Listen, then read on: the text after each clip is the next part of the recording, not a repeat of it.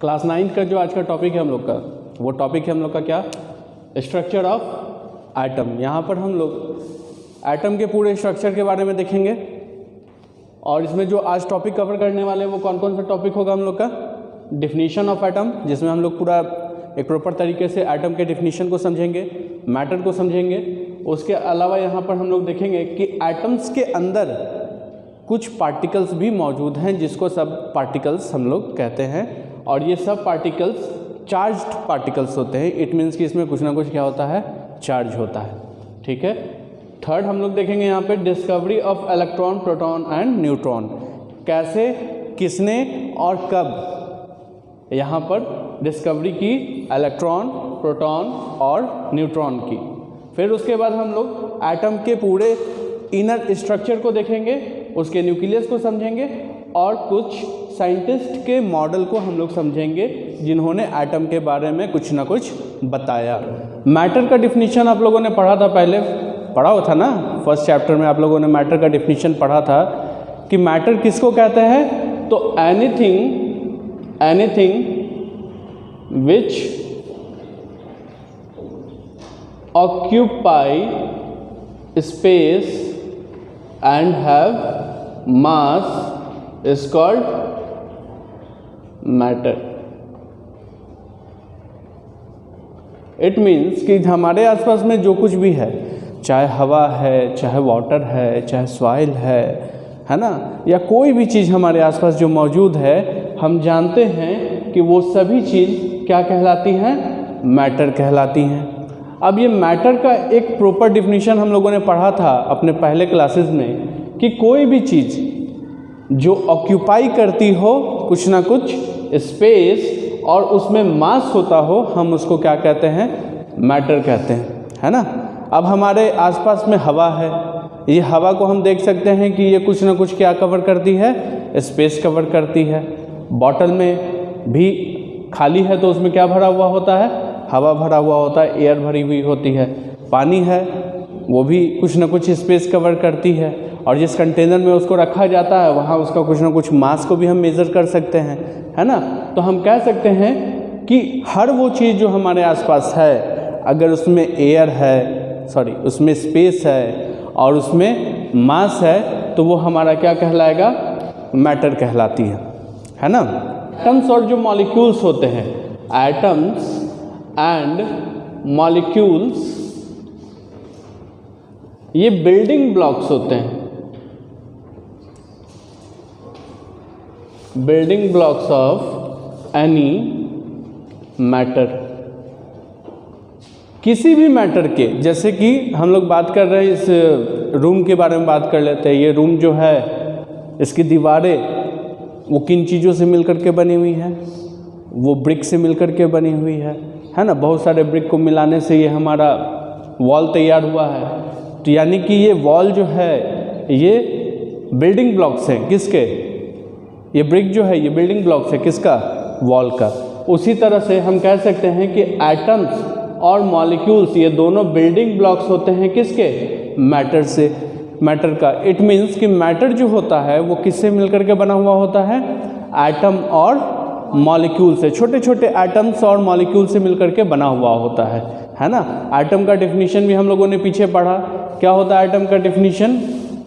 Atom का definition कह रहा था कि the smallest particle of any matter, सबसे छोटा पार्टिकल अगर हम लोग ले लें मैटर का, उसको हम क्या कहेंगे, उसको हम एटम कहते हैं, है ना। Smallest particle of any matter is called atom which can not be further divisible, जिसको फिर दोबारा क्या ना किया जा सके, तोड़ा ना जा सके।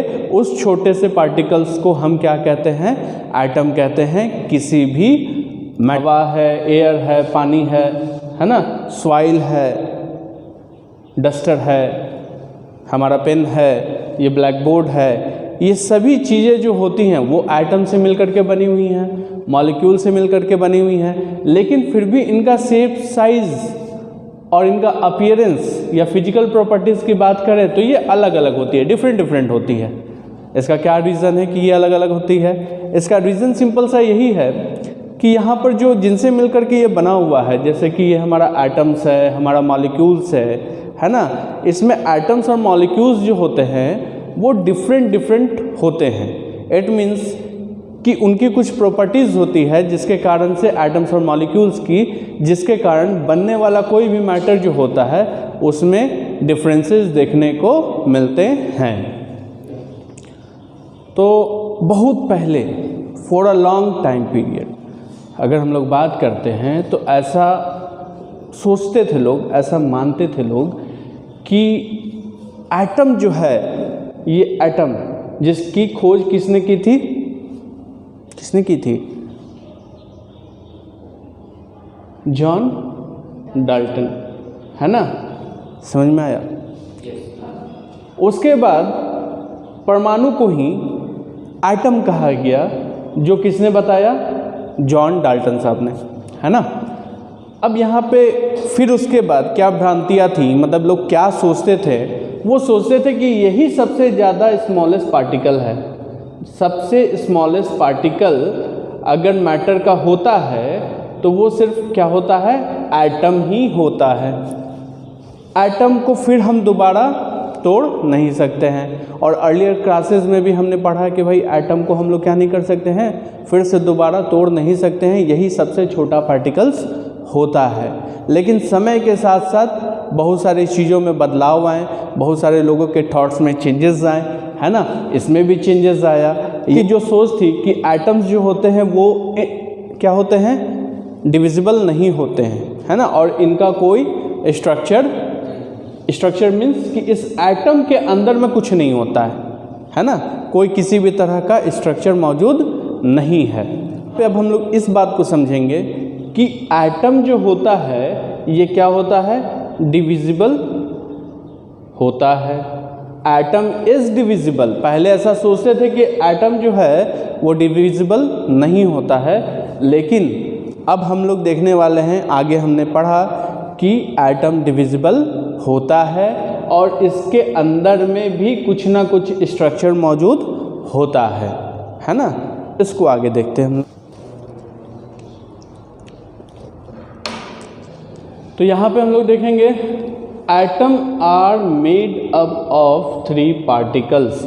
जो हमारा एटम है जिसके बारे में अभी हम लोग बात कर रहे थे कि इसको तोड़ा नहीं जा सकता है, ऐसा लोग पहले सोचा करते थे, लेकिन फिर हमने देखा कि हम उसको तोड़ सकते हैं। We can divide the atoms in some particles, है ना। यहाँ पे हम देखेंगे कि ये एटम जो होते हैं वो भी बने हुए होते हैं। मैटर किससे मिलकर के बना हुआ होता है? मैटर बना हुआ होता है मिलकर के किससे? एटम से मिलकर के बना हुआ होता है। और एटम भी किससे मिलकर के बना हुआ है? वो भी कुछ पार्टिकल से मिलकर के बने हुए हैं, जिन पार्टिकल्स को हम लोग क्या कहते हैं? सब एटॉमिक पार्टिकल्स कहते हैं। क्या, कौन सा पार्टिकल कहेंगे हम लोग? सब एटॉमिक पार्टिकल्स। अब ये सब एटॉमिक पार्टिकल्स कौन कौन है? तो ये सब एटॉमिक पार्टिकल्स हैं हमारे इलेक्ट्रॉन, प्रोटॉन और तीसरा neutron. The first is electron, the second is proton and the third is neutron. By these 3 particles, by these 3 सब पार्टिकल्स एटम इज मेड। अब यहाँ पे कुछ हम लोग इसका थोड़ा सा डिफिनीशन को समझते हैं कि इलेक्ट्रॉन क्या होता है, प्रोटॉन क्या होता है और न्यूट्रॉन। ये मान लेते हैं कि हमारा एक एटम है। क्या है? ये एक एटम है। इस एटम के अंदर में न्यूक्लियस जो होता है, यानी कि इसका जो बीच का हिस्सा होता है nucleus, that is called nucleus. ये न्यूक्लियस है इसका, और इसके न्यूक्लियस में हमारा क्या मौजूद होता है? Proton plus neutron. यानी कि प्रोटॉन और न्यूट्रॉन ये दोनों मौजूद होते हैं एटम के न्यूक्लियस में। इसको लिख लिया, ठीक है। प्रोटॉन और न्यूट्रॉन जो होते हैं वो इसके न्यूक्लियस में मौजूद होते हैं। और वहीं अगर हम लोग इसके इलेक्ट्रॉन की बात करते हैं तो इलेक्ट्रॉन जो है वो इसके आउटर मोस्ट ऑर्बिट में, यानी हमारे न्यूक्लियस के बाहर क्या करता रहता है? घूम रहा होता है। समझ में आया? न्यूक्लियस में प्रोटॉन और न्यूट्रॉन मौजूद होता है एटम के, और इसके चारों तरफ हमारा इलेक्ट्रॉन जो है वो रोटेट या रेवोल्यूशन कर रहा होता है। आप इसको इस तरीके से भी समझ सकते हो कि ये प्रोटॉन और न्यूट्रॉन जो हमारा एटम के न्यूक्लियस में मौजूद है, इसको तुम मान लो हमारा सोलर सिस्टम है। हमारे सोलर सिस्टम में हमारा सन जो है वो केंद्र है ना, और इस सन के चारों तरफ बहुत सारे प्लैनेट क्या कर रहे हैं, घूम रहे हैं, है ना। उसी तरह से प्रोटॉन और न्यूट्रॉन जो है वो न्यूक्लियस है, बीच में है, उसमें मौजूद है, और उसके चारों तरफ क्या घूम रहा है, इलेक्ट्रॉन घूम रहे हैं। ठीक है, अब इलेक्ट्रॉन की अगर हम लोग बात करते हैं तो इलेक्ट्रॉन पे कौन सा चार्ज होता है, इलेक्ट्रॉन पे हमारा निगेटिव चार्ज होता है। इलेक्ट्रॉन जो है वो हमारा कौन सा चार्ज होता है, नेगेटिव होता है। प्रोटॉन पे कौन सा चार्ज मौजूद होता है, उस पर पॉजिटिव होता है। लेकिन न्यूट्रॉन जो होता है उस पर किसी भी तरह का चार्ज नहीं है। इस वजह से हम कहेंगे कि इसका चार्ज नहीं होने के कारण ये क्या है, न्यूट्रल है। ठीक है, डिस्कवरी ऑफ इलेक्ट्रॉन को हम लोग समझते हैं कुछ इस तरीके से कि इलेक्ट्रॉन की जो डिस्कवरी है ये हमारे साइंटिस्ट थे कौन, जे थॉमसन। बहुत सारे कॉम्पिटिटिव एग्ज़ाम में पूछा जाता है कि इलेक्ट्रॉन के साइंटिस्ट कौन थे, तो इलेक्ट्रॉन के जो साइंटिस्ट हैं उनका नाम है जे थॉमसन, और इन्होंने 1897 में इलेक्ट्रॉन की खोज की, है ना। कैसे खोज की इसको हम लोग देखेंगे। ठीक है, तो यहाँ पे जैसे कि हम लोग देख रहे थे डिस्कवरी ऑफ इलेक्ट्रॉन के बारे में कि इलेक्ट्रॉन को डिस्कवर्ड किया गया था किनके थ्रू, कौन से साइंटिस्ट ने इसको किया था, जे थॉमसन इन 1897। और ये सवाल बहुत सारे कॉम्पिटिटिव एग्ज़ाम में पूछा जाता है। यहाँ पे इसको इन्होंने कैसे डिस्कवर किया था, इस प्रोसेस को हम लोग देख लेते हैं। जैसा कि यहाँ पे हम देख रहे हैं कि एक नॉर्मल सा फिगर मैंने बनाया हुआ है, बहुत बढ़िया तो नहीं है। यहाँ पे इन्होंने क्या लिया है, यहाँ पे एक डिस्चार्ज ट्यूब ले लिया। ठीक है, इस डिस्चार्ज ट्यूब में उसने गैस फिल कर दिया और हाई वोल्टेज इलेक्ट्रिसिटी को इससे पास करवाया। जब इसके अंदर से हाई इलेक्ट्रिसिटी को पास करवाया तो जो इसमें गैसेस हैं, जो एटम्स थे, यानी कि गैसेस में जो मौजूद एटम्स थे, उसके अंदर जो मौजूद सब पार्टिकल्स हैं वो उस एटम से अलग हो गए, जिसको हमने कहा कैथोड, है ना। ये कैथोड जो थे वो उस एटम से अलग हो गए, कैथोड, जिसको हम निगेटिव इलेक्ट्रोड भी कहते हैं, जिसको हम कैथोड रेज भी कहते हैं। और इस निगेटिव चार्ज पार्टिकल्स को उन्होंने नाम दिया इलेक्ट्रॉन, है ना। फिर से समझ लो आप लोग कि यहाँ पर उन्होंने एक सबसे पहले एक ट्यूब लिया, एक डिस्चार्ज ट्यूब लिया, और इसके अंदर गैस फिल कर दी और हाई वोल्टेज इलेक्ट्रिसिटी को इससे होकर के पास करवाया। गैसेस जो होती है वो हमारे एटम से मिलकर के बनी हुई होती है, और एटम के मौजूद होने के कारण और उसमें से इलेक्ट्रिसिटी जब उन्होंने पास करवाई है तो वो एटम जो है उसमें से कुछ पार्टिकल्स जो थे वो उसमें से अलग हो गए। अलग होने के बाद वो लोग कैथोड रेज पर जाकर के जमा होने लगे। इस निगेटिव चार्ज पार्टिकल्स को जो उससे अलग हुए एटम से, उसको उन्होंने क्या नाम दिया है, उन्होंने उसको नाम दिया इलेक्ट्रॉन, है ना। इसलिए चूंकि इलेक्ट्रॉन जो होता है वो हमारा निगेटिव चार्ज को कैरी करता है, निगेटिव चार्ज पार्टिकल्स होता है, इस वजह से हम उसको क्या कहते हैं, इलेक्ट्रॉन, और उसको निगेटिव चार्ज पार्टिकल्स हम लोग मानते हैं। तो ये थी हमारी डिस्कवरी ऑफ इलेक्ट्रॉन्स। आगे हम लोग अपने अगले टॉपिक पे चलते हैं। हम लोगों ने देखा कि इलेक्ट्रॉन्स को डिस्कवर्ड कैसे किया गया, और जो हमारा इलेक्ट्रॉन था डिस्कवर्ड होने के बाद ये बताया गया कि जितने भी एटम्स होते हैं किसी भी एलिमेंट के, है ना, उसमें मौजूद होता है इलेक्ट्रॉन, प्रोटॉन और न्यूट्रॉन। और इलेक्ट्रॉन जो मौजूद है वो एक हमारा निगेटिव चार्ज पार्टिकल्स होता है, और अलग अलग मैटर में अलग अलग इलेक्ट्रॉन की संख्या होती है।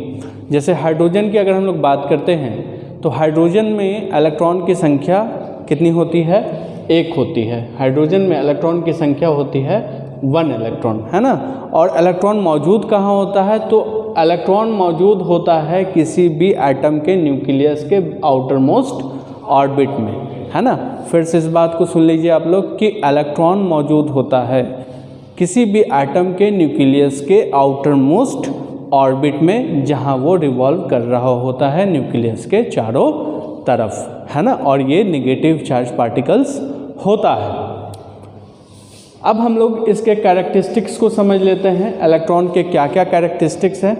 जैसा कि हम लोगों ने देखा कि मास ऑफ एन इलेक्ट्रॉन, इलेक्ट्रॉन का मास कितना होता है, तो यहाँ पे हाइड्रोजन से हम इसको कंपेयर अगर करते हैं तो 1/1840 of the mass of hydrogen atom, यानी हाइड्रोजन का जो मास होता है उसका लगभग कितना है 1840 से डिवाइड कर दिया जाए, वो इसका मास होता है ना, जिसको आप 1U भी कह सकते। हाइड्रोजन का जो मास होता है वो 1/1840 होता है, तो आप यहाँ पे कह सकते हो कि इलेक्ट्रॉन का जो मास होगा वो कितना होगा 1840U, ठीक है।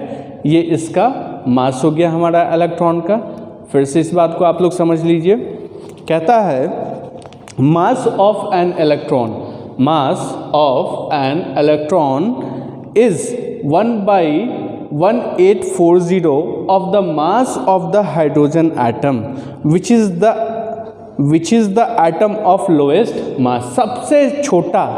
सबसे छोटा, चूंकि इलेक्ट्रॉन का मास, हाइड्रोजन की बात कर रहे थे हम लोग, हाइड्रोजन में कितना होता है इलेक्ट्रॉन, हमने अभी बात किया सिर्फ एक इलेक्ट्रॉन होता है, ठीक है। तो हाइड्रोजन के इलेक्ट्रॉन के मास के बारे में यहाँ पे हम लोग बात कर रहे हैं कि इसके मास, इसका जो मास है 1/1840, ये सबसे कम है मास किसका, इलेक्ट्रॉन्स का, ठीक है। इसके कंपेयर में यानी कि हम कह सकते हैं कि कोई भी इलेक्ट्रॉन का सबसे लोएस्ट मास जो होता है वो कितना होता है 1/1840 यूनिट, ठीक है। या किसी भी इलेक्ट्रॉन का रिलेटिव मास जो है वो हमारा क्या होगा 1/1840 यूनिट। हाँ, अभी हमने यहाँ पे इसको पढ़ा रिलेटिव मास के बारे में कि किसी भी इलेक्ट्रॉन का रिलेटिव मास जो होता है वो हमारा इतना होता है, और एब्सोल्यूट मास,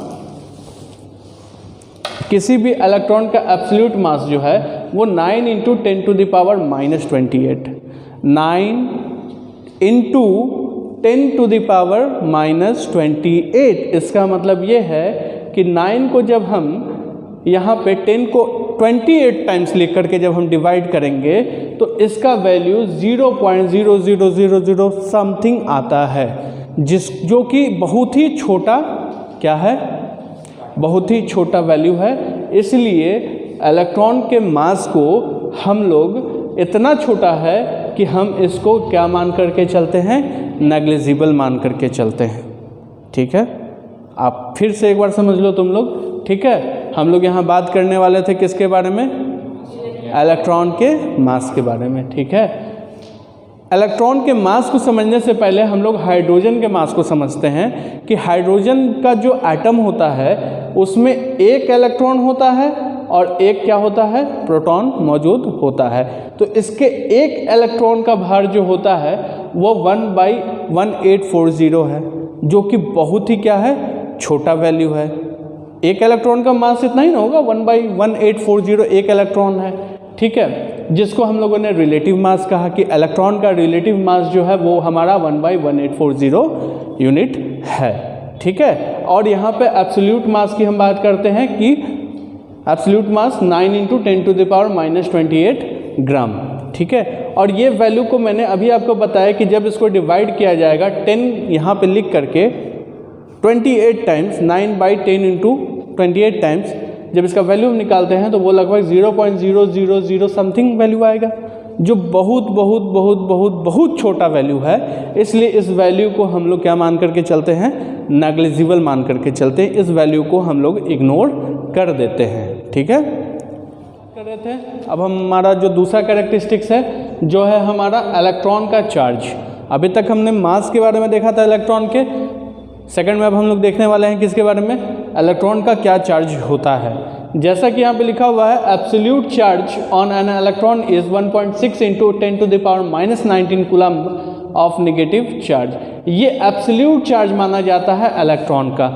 1.6 × 10⁻⁻19 कूलम्ब। ये हमारा चूँकि एक नेगेटिव चार्ज है, ये इसका इतना चार्ज पार्टिकल्स होता है, जो कि बहुत स्मॉल चार्ज है, इसलिए it is very small charge carried by any particle. किसी भी पार्टिकल के द्वारा, यानी कि सब एटॉमिक पार्टिकल के द्वारा कैरी करने वाला सबसे कम चार्ज है 1.6 × 10⁻⁻19 कूलम्ब। ठीक है।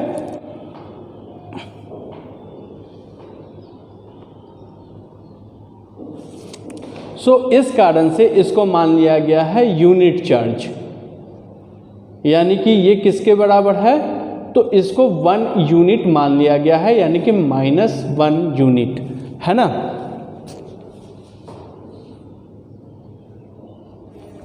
तो आप कह सकते हो कि जो इलेक्ट्रॉन का रिलेटिव चार्ज होता है, रिलेटिव चार्ज जो होता है वो इलेक्ट्रॉन का -1 होता है। ठीक है। अगर आपको एब्सोल्यूट चार्ज याद रखना है तो आप रख सकते हो 1.6 × 10⁻⁻19, जो आपके बहुत सारे न्यूमेरिकल्स को बनाने में सॉल्व करेगा।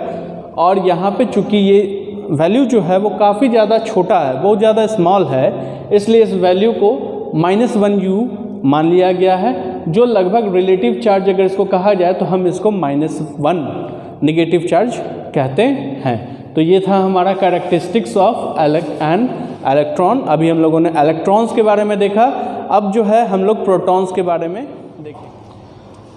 तो जैसा कि पढ़ा था हम लोगों ने किस चीज़ के बारे में, हम लोगों ने इलेक्ट्रॉन के को कैसे डिस्कवर्ड किया गया, है ना। हमने पूरे डिटेल से देखा वहाँ पर कि इलेक्ट्रॉन पर जो चार्ज होता है वो कितना होता है, निगेटिव चार्ज होता है। उसी तरह से यहाँ पे अब हमारा क्या है, डिस्कवरी ऑफ प्रोटॉन है। यहाँ पर हम लोग देखेंगे कि आखिर इसको डिस्कवर्ड क्यों किया गया। तो जैसा कि हम लोग जानते हैं कि इलेक्ट्रॉन नेगेटिव चार्ज कैरी करता है, और कोई भी एटम जो होता है वो न्यूट्रल होता है। कोई भी एटम है वो न्यूट्रल है। क्यों न्यूट्रल है, इसका क्या कारण है, यानी कि अगर कोई भी एटम में अगर निगेटिव चार्ज है तो इट मीन्स कि उसमें पॉजिटिव चार्ज भी क्या होंगे, मौजूद होने चाहिए, है ना। निगेटिव चार्ज जब मौजूद है किसी एटम में तो उसमें क्या होने चाहिए, पॉजिटिव चार्ज भी होने चाहिए उसमें मौजूद, है ना। तब जाकर के हम कह सकते हैं कि हाँ भाई हमारा जो एटम है वो क्या है, न्यूट्रल है। इसका रीज़न यही है ना। तो यहाँ पे हम देखेंगे कि इसको कैसे डिस्कवर्ड किया गया। तो प्रोटॉन का जो एग्जिस्टेंस है एटम में वो किसने बताया, उसने बताया ई गोल्डस्टीन ने, है ना। और जो हमारा इलेक्ट्रॉन था उसको किसने डिस्कवर्ड किया था, किसने किया था, जे थॉमसन ने। और यहाँ प्रोटॉन को डिस्कवर किसने किया है, ई गोल्डस्टीन ने।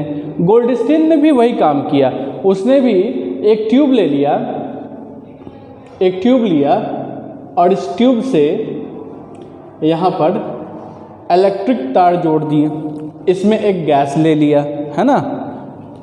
इस ट्यूब के अंदर में उन्होंने क्या लिया, एक गैस ले लिया। ठीक है। अब आप लोग पूछोगे कौन सा गैस लिया, तो ये मैं आपको बताऊंगा। ठीक है, बता देते हैं, हाइड्रोजन गैस लिया। ठीक है, इसमें कौन सा गैस लिया, हाइड्रोजन गैस लिया। ठीक है। क्यों लिया था हाइड्रोजन गैस, क्योंकि हाइड्रोजन गैस जो होता है वो वेट में काफ़ी ज़्यादा क्या होता है, लाइट होता है, बहुत ज़्यादा हल्का होता है। ठीक है, इस वजह से हाइड्रोजन गैस इसमें उन्होंने लिया। और उसमें प्रोटॉन की संख्या जो होती है, सॉरी इलेक्ट्रॉन की संख्या जो होती है, हमने अभी देखा था कि कितना होता है, सिर्फ 1 होता है। ठीक है, इसमें प्रोटॉन की संख्या भी कितनी होती है, 1 होती है। ठीक है। तो खैर उस समय तो प्रोटॉन के बारे में तो पता नहीं था, सिर्फ इलेक्ट्रॉन के बारे में पता था। तो इन्होंने एक डिस्चार्ज ट्यूब लिया है। इस डिस्चार्ज ट्यूब में उन्होंने बहुत ही कम प्रेशर के साथ, यानी कि वेरी लो प्रेशर के साथ और हाई वोल्टेज इलेक्ट्रिसिटी को इसमें से पास करवाया। ठीक है, क्या पास करवाया, हाई इलेक्ट्रिसिटी, हाई वोल्टेज पे उसको पास करवाया बहुत ही कम लो प्रेशर के साथ इस डिस्चार्ज ट्यूब में। और बहुत सारे पार्टिकल्स जो थे वो एनोड के तरफ बढ़ने लगे। ठीक है, यानी कि पहले निगेटिव चार्ज यानी कि इलेक्ट्रॉन को उसमें से अलग कर दिया, ठीक है। अलग करने के बाद अब उसमें अगर पॉजिटिव चार्ज होंगे तो वो भी प्रोड्यूस होने चाहिए, है ना। पहले उसमें से इलेक्ट्रॉन को क्या कर दिया गया, पहले उसमें से अलग कर दिया गया कैथोड रेज पे, फिर उसके बाद इसमें फिर से पास करवाया गया। अगर उसके एटम में, हाइड्रोजन गैस के एटम्स में अगर कोई भी पॉजिटिव चार्ज पार्टिकल्स होगा तो वो पता चलेगा। उसके लिए उन्होंने एनोड रेज पे देखा कि बहुत सारे पार्टिकल्स जो थे वो धीरे धीरे एनोड रेज की तरफ बढ़ने लगे। द एनोड यानी कि positive electrode, this particles are called anode rays. जो पार्टिकल्स मूव कर रहे थे किस तरफ, एनोड के तरफ, उसको उन्होंने कहा क्या, this particles are called anode rays. Anode rays consist of positive charge particles. Anode rays क्या होते हैं, तो anode rays positive charge particles होते हैं, ठीक है। फिर से आप इसको एक बार समझ लो कि प्रोटॉन की डिस्कवरी, कोई भी एटम जो है ना, वो क्या होता है, इलेक्ट्रिकली न्यूट्रल होता है। इलेक्ट्रिकली वो न्यूट्रल है, न्यूट्रल है अगर, और हमने देखा पिछले एक्सपेरिमेंट से कि इसमें कुछ निगेटिव चार्ज वाले पार्टिकल्स मौजूद हैं जिनको हम लोगों ने इलेक्ट्रॉन नाम दिया। तो न्यूट्रल कब होगा, जब इसमें निगेटिव चार्ज पार्टिकल्स हैं, तो हो सकता है कि इसमें पॉजिटिव चार्ज पार्टिकल्स भी होंगे, तभी जाकर के ये संभव है कि ये एटम क्या होगा, न्यूट्रल होगा। तो यहाँ पर इसको एग्जिस्टेंस जो था प्रोटॉन का वो किसके द्वारा बताया गया, ई गोल्डस्टीन के थ्रू बताया गया। जब गोल्डस्टीन ने क्या किया, इलेक्ट्रिसिटी को, हाई वोल्टेज वाले इलेक्ट्रिसिटी को,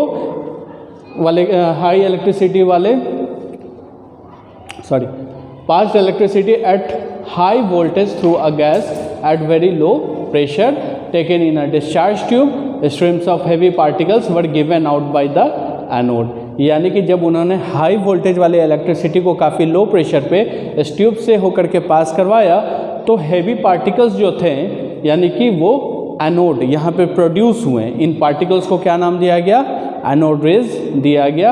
एनोड रेज जो होते हैं वो पॉजिटिव चार्ज पार्टिकल्स को कंटेन करते हैं, ठीक है। जैसे कि हाइड्रोजन गैस जो है, इसका इस्तेमाल जो हमारा किया गया था गोल्डस्टीन के द्वारा डिस्चार्ज ट्यूब में, कुछ कारणों के कारण किया गया। पहला कारण ये था कि ये गैस जो है वो हल्की गैस है, लाइटेस्ट गैस है, और इसमें एटम जो हैं बहुत कम है, लाइटेस्ट एटम है, और इसमें इसका चार्ज जो होता है वो कितना होता है, एक मतलब छोटा चार्ज, मतलब निगेटिव और पॉजिटिव चार्ज उसमें मौजूद है।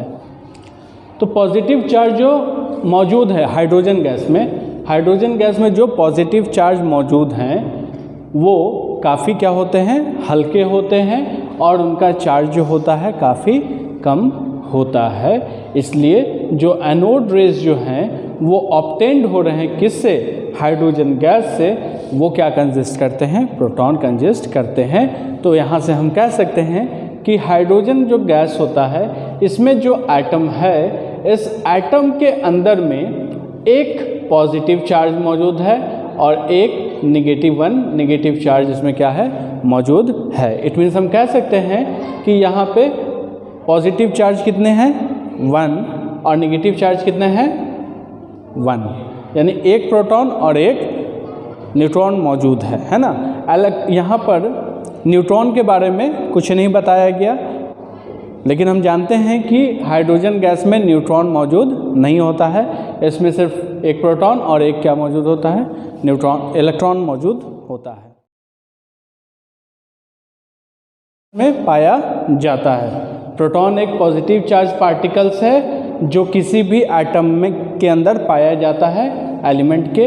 ये किसी भी एटम के न्यूक्लियस में मौजूद होता है, एटम के न्यूक्लियस में मौजूद होता है। बहुत इंपॉर्टेंट बात है ये कि प्रोटॉन कहाँ पाया जाता है, तो एटम के न्यूक्लियस में पाया जाता है। और हाइड्रोजन गैस जो है, हाइड्रोजन गैस के न्यूक्लियस में कितने प्रोटॉन की संख्या होती है, तो हाइड्रोजन गैस के न्यूक्लियस में सिर्फ एक पॉजिटिव चार्ज होता है, यानी कि एक प्रोटॉन की संख्या होती है। Atoms of all other elements contain more than 1 proton. और भी बहुत सारे जो एटम्स होते हैं उसमें एक प्रोटॉन की संख्या नहीं होती है, उससे ज़्यादा होती है। 2 हो सकता है, 4 हो सकता है, 10 हो सकता है, 20 हो सकता है, उससे ज़्यादा भी हो सकता है। ठीक है, तो only hydrogen is a element where we can find out 1 proton and 1 electron and there is no neutron inside the atom of hydrogen. वहाँ पे ना न्यूट्रॉन है और ना एक से ज़्यादा प्रोटॉन है। प्रोटॉन की संख्या 1 है, इलेक्ट्रॉन की संख्या सिर्फ 1 है। इसको याद रखना है आपको। ये प्रोटॉन का सिंबल है P।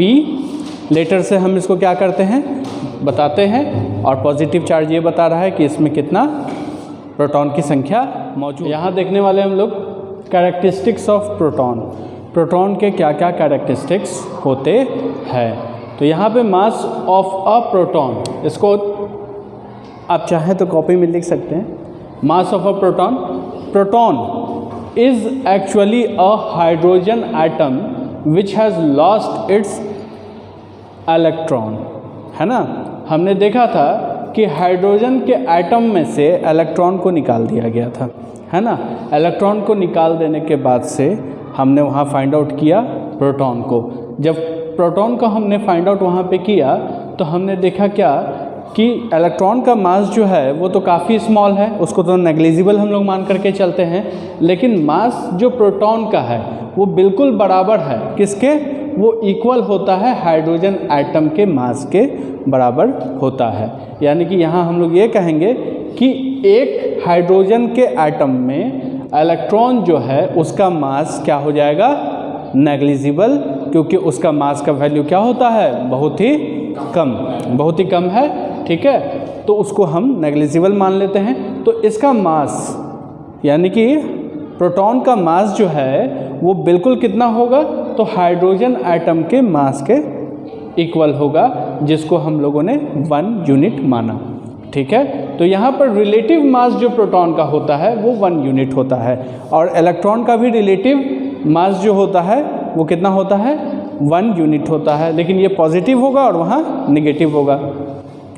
अगर हम इस मास को कंपेयर करते हैं, यानी प्रोटॉन के मास को अगर हम कंपेयर करते हैं किससे, with that of an electron, then the mass of a proton is 1840 times that of an electrons. यानी कि अगर हम लोग बात करते हैं प्रोटॉन के मास के बारे में, तो और अगर हम इलेक्ट्रॉन के मास से इसको कंपेयर करते हैं तो लगभग 1840 यानी कि 1840 टाइम्स बिगर होता है कौन, प्रोटॉन का मास।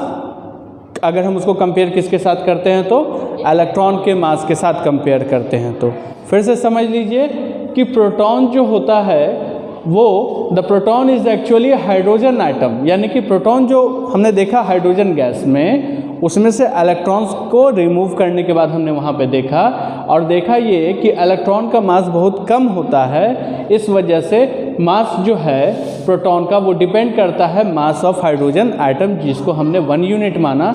ये हमारा रिलेटिव मास ऑफ प्रोटॉन कहलाया, यानी कि 1 यूनिट। और अगर इसी मास को यानी कि प्रोटॉन के मास को कंपेयर किया जाए इलेक्ट्रॉन के मास के साथ, तो हम कह सकते हैं कि प्रोटॉन का मास जो होता है वो 1840 टाइम्स यानी 1840 टाइम्स जो होता है बिगर होता है, बड़ा होता है। ठीक है, और यहाँ पे एब्सोल्यूट मास जो होगा हमारा प्रोटॉन का वो होगा 1.6 × 10⁻24 ग्राम। ठीक है, नोट कर लीजिए आप लोग। यहाँ हम लोग देखने वाले हैं कौन सा topic, charge of a proton. It means कि प्रोटॉन का चार्ज क्या होता है। The charge of a proton is equal and opposite to the charge of an electron.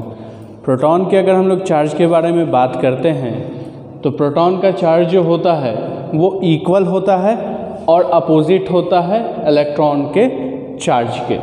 So the absolute charge of a proton 1.6 × 10⁻19 coulomb of charge. Now 1.6 × 10⁻19 coulomb has been found to be smallest positive charge carried by any particles। पीछे हम लोगों ने देखा था कि electron का charge कितना होता था, 6 × 10⁻19 कूलम्ब था। और ये हमने कहा था कि ये चार्ज, ये जो वैल्यू है वो इतना छोटा है कि इसको हम लोगों ने ना के बराबर मान लिया, नेग्लिजिबल हम लोगों ने इसको मान लिया था। तो यहाँ पे भी वही बात कह रहा है कि चार्ज जो है प्रोटॉन का वो किसके बराबर होगा, इलेक्ट्रॉन के चार्ज के बराबर होगा। और यहाँ पे जो एब्सोल्यूट चार्ज होगा, जो इलेक्ट्रॉन का 1.6 × 10⁻⁻19 कूलम था, यही वैल्यू किसकी होगी, प्रोटॉन की भी होगी, जो बहुत ही स्मॉलेस्ट क्या है, वैल्यू है इलेक्ट्रॉन के लिए। और ये वैल्यू अगर प्रोटॉन की भी है तो इसकी भी वैल्यू क्या हो गई, बहुत ही कम हो गई, है ना। इसलिए हम लोग रिलेटिव चार्ज जो है प्रोटॉन का, उसको हम लोग क्या मान लेते हैं, +1। ये हमारा क्या हो गया, पॉजिटिव चार्ज जो है, the relative charge of a proton is +1।